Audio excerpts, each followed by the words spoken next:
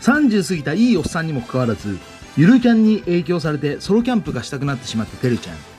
新たにソロキャンプ用の道具を揃えるために Amazon でポチりまくり、来月のクレジットカードの請求額に震える。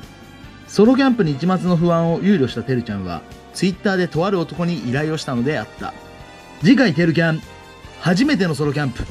レンタルなんもしない人が遊びに来る。